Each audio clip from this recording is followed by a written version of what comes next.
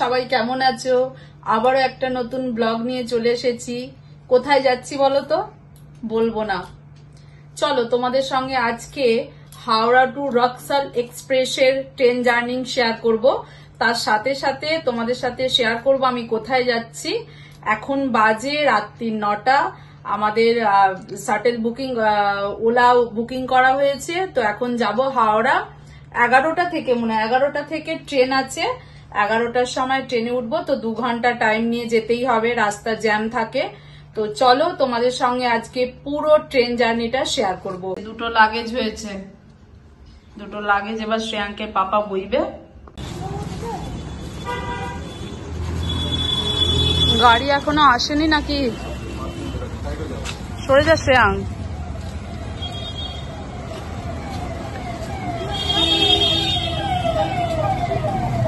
3 দিন ধরে বৃষ্টি হচ্ছে, থামছেই না। জামা কাপড়গুলো সব ব্যালকনিতে দিয়ে এসেছি। কি করব, জামা কাপড় না শুকোলে ব্যালকনিতে টপ টপ করে জামা কাপড় থেকে জল পড়ছে। কোথাও গেলে এত লাগেজ গুছোতে হয়, কি বলবো, ভালো লাগে না। ঘুরতে তো সবারই ভালো লাগে, কিন্তু এই লাগেজ গুছো না, আর লাগেজ বয়ে বয়ে টেনে টেনে নিয়ে যা প্রচুর পরিশ্রমের কাজ। আজকে আমি আর আমার ছেলে প্রচণ্ড টায়ার্ড। একদম সকাল সকাল ঘুম থেকে উঠেছি, উঠে শ্রেয়াঙ্ক স্কুলে গেল, ওকে দিতে গেলাম। তারপরে আবার আমি এসে রান্নাবান্না করে সমস্ত কাজ করে লাগেজ গুছিয়ে, এত লাগেজ, কোথাও গেলে শ্রেয়াঙ্কের পাপা একটা লাগেজে হাত দেয় না। সব গুছোনা, ওনার কি জিনিস নেবো, আমার ছেলের কি কি নিয়ে যাব, এই সব গুছোতে গুছোতে আমি পাগল হয়ে যাই। আমার আর ভালো লাগে না কোথাও যেতে, এত লাগেজ গুছোতে হয়। তারপর একটু ওটা তো ঠিক আছে, আমার ওটা কষ্ট। আর এই যে যাওয়ার পরে স্টেশনে গিয়ে লাগেজগুলো নিয়ে নিয়ে বওয়া, ওটা শ্রেয়াঙ্কের পাপার দায়িত্ব, যার জন্য আমি কিছু বলিও না। আর শ্রেয়াঙ্ক আমার দুজনেই টায়ার্ড হয়ে গেছি, কারণ আমি দুপুরে একটু শুই, শ্রেয়াঙ্কও শোয়। তোমার দুপুরে শুই বলতে, ও স্কুল থেকে আসে, স্নান টান করে, খায়, তারপরে ওকে একটু ঘুম পাড়িয়ে দিয়ে আমিও একটু ঘুমিয়ে পড়ি। ওটা একটু আমার 1 ঘন্টা মতো রেস্ট নেওয়া। আর আজকে শ্রেয়াঙ্কের ম্যাথস ছিল, তো ওখানেই ওর ক্লাসের জন্য নিয়ে গিয়েছিলাম। তারপরে এসে আবার রান্না করলাম। যত ফ্রিজের মধ্যে বেগুন ছিল, বেগুন পচে যাবে বলে আজকে কি করেছি, সব বেগুনগুলো ভেজে নিয়েছিলাম, আর সেটাকে ভর্তা করে ফেলেছি, বেগুন ভর্তা, আর তার সাথে রুটি। তো 3 জন মিলে ওটাই রাত্রিরে খেয়ে এখন রওনা দিচ্ছি। শ্রেয়াঙ্ক তো ঘুমিয়ে পড়েছে, প্রচুর টায়ার্ড। শ্রেয়াঙ্কের একটু দুপুরে ঘুমটুম হলে ভালো হতো। তো আমরা যাচ্ছি এখন। আর ভাইও বলেছিল যে যাওয়ার পথে একটু ফোন করতে শ্রেয়াঙ্কের পাপাকে। শ্রেয়াঙ্কের পাপা যখন হাওড়া স্টেশনে এসে গেছে, তারপর বলছে যে ভাই আমাকে কিন্তু ফোন করে বলতে বলেছিল যে তোমরা হাওড়ার দিকে আসার সময় ফোন করবে, জানাবে। এবার শ্রেয়াঙ্কের পাপা আর বলেনি, কারণ ভাই হাওড়ার দিকেই ডিউটিতে আছে, তো যার জন্যে বলেছিল হয়তো দেখা টাকা করতো। আজকে রাস্তা বেশি জ্যাম ছিল না, মোটামুটি ফাঁকাই ছিল, তার জন্যে তাড়াতাড়ি চলে এসেছি। আর এমনিতে ট্রেন পথে গেলে কিংবা ফ্লাইটে গেলে, যেখানে টিকিট কাটা আছে আগে থেকে, সময় নিয়েই যাওয়া উচিত, কারণ তারা তো আর আমাদের জন্য দাঁড়াবে না, যার জন্যে হাতেতে সময় নিয়েই যাওয়া উচিত। কারণ আমাদের সাথে একবার ট্রেন মিস হয়ে যাওয়ার ঘটনা ঘটেছে। হাওড়া স্টেশন, শ্রেয়াঙ্ক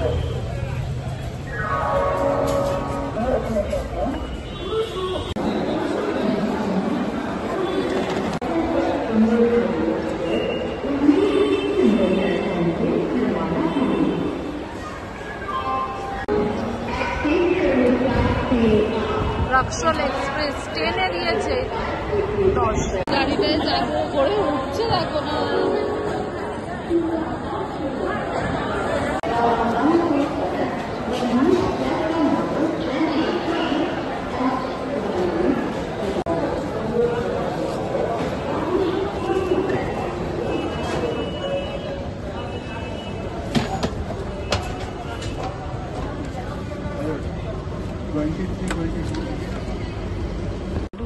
সিট এইদিকে নিচে, আমরা সেকেন্ডের সিটে আছি।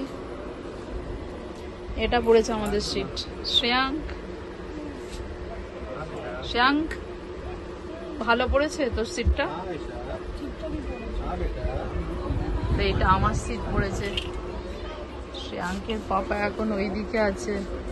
11টায় ট্রেন ছাড়বে, 10টা 48 বাজে এখন। শ্রেয়াঙ্ক তো ভালোই শুয়ে পড়েছে। শ্রেয়াঙ্ক, এক ঘুম দিয়েছিস তুই গাড়িতে? और 15 मिनट है।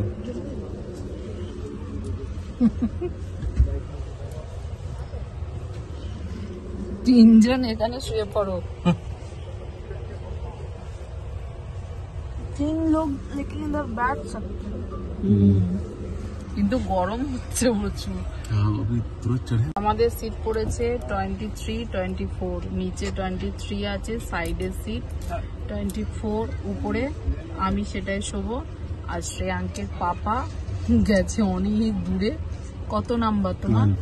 তোমার 12, তো 12 নাম্বার। ও যাবে, ও ওইদিকে সিট পড়েছে। আর ওর নিচেও পড়েনি, আপার বাতে পড়েছে। তো ওখানে ও বলছে আমি ওখানে শুয়ে পড়ছি, তুমি আর ছেলে এখানে শুয়ে পড়বে। সঠিক সময়ে ট্রেন স্টার্ট হয়ে গেছে। এখন বাজে রাত্রির 11টা। আর একদম 11টার টাইমেই ট্রেনটা ছিল ছাড়ার। ট্রেন ধীর গতিতে এগিয়ে যাচ্ছে গন্তব্যস্থলে।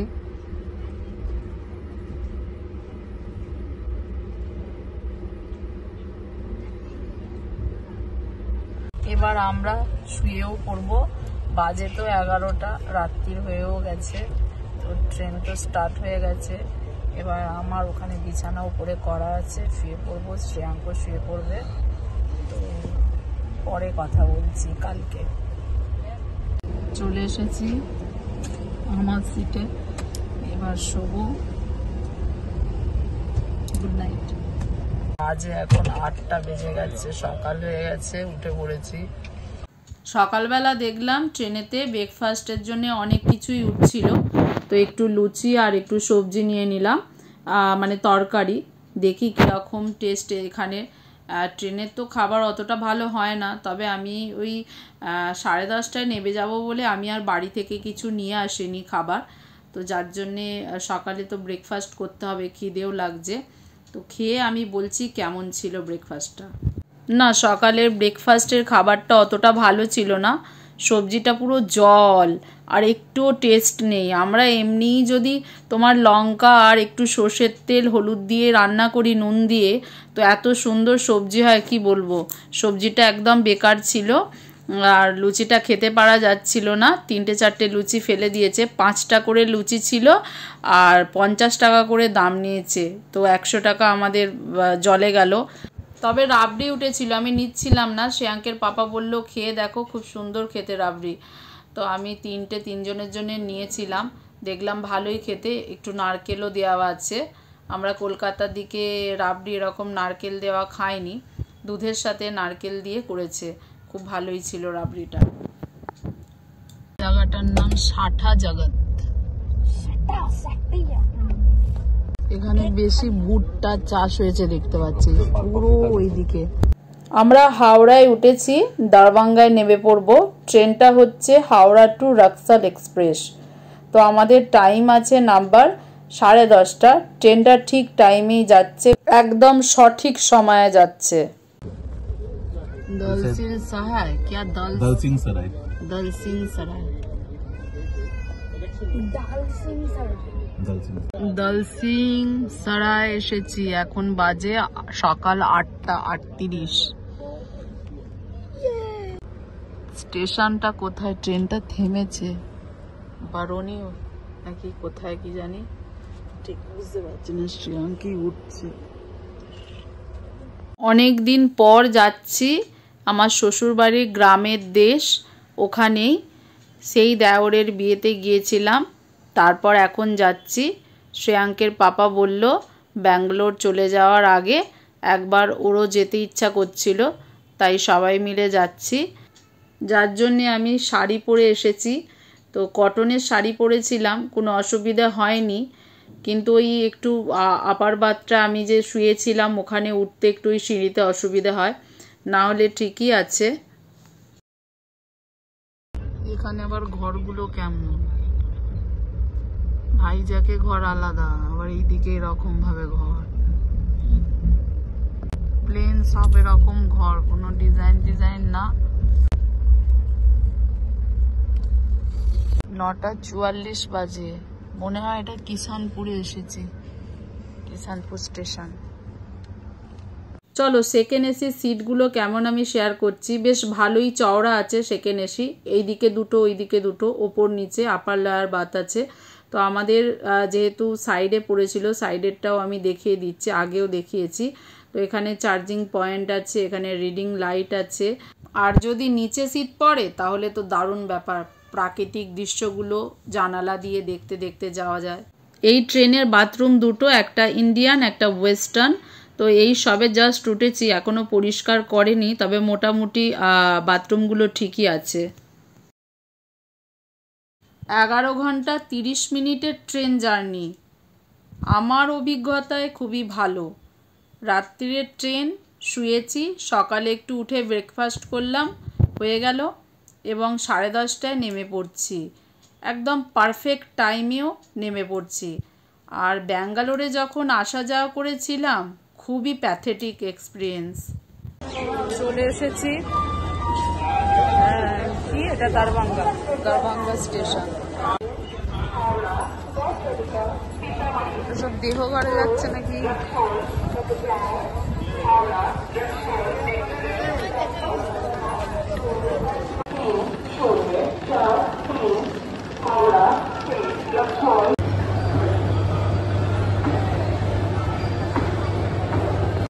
ও হাসি হাসি কি,